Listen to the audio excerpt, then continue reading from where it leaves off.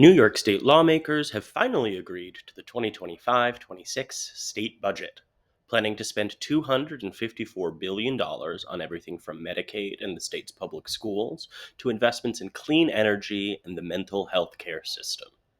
More than a month after their April 1st deadline, lawmakers started reviewing and voting on budget bills Tuesday, and they finished the last votes late Thursday evening. Governor Kathleen C. Hochul signed the bills into law at an event in Broome County on Friday morning.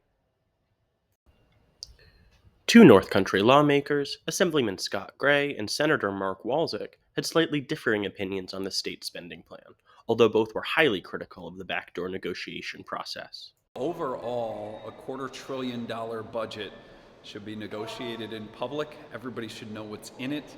There's absolutely no reason to skirt the aging process in statute now and use a message of necessity, pretending like there's an emergency when the only emergency here has been manufactured by three Democrats in a room that for months have been negotiating this behind closed doors.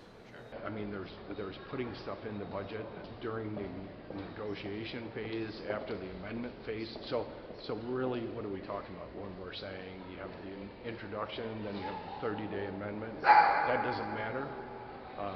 You can put language in there anytime. And unless Governor Hochul pushed this year for four main policy issues.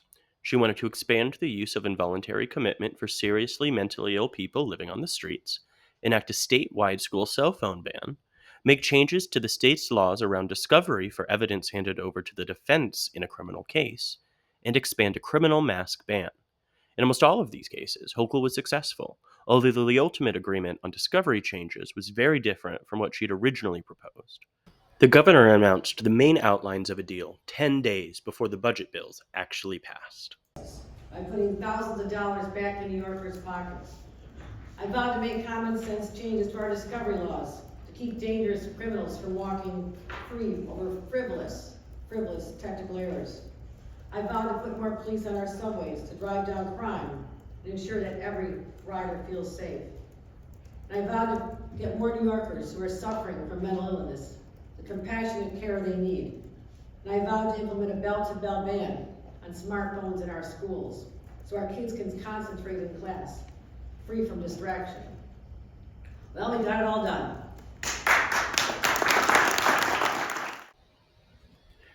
And now the budget is completed. Lawmakers will continue with the remaining 2 months of the legislative session, turning to other issues and individual policies not related to state spending.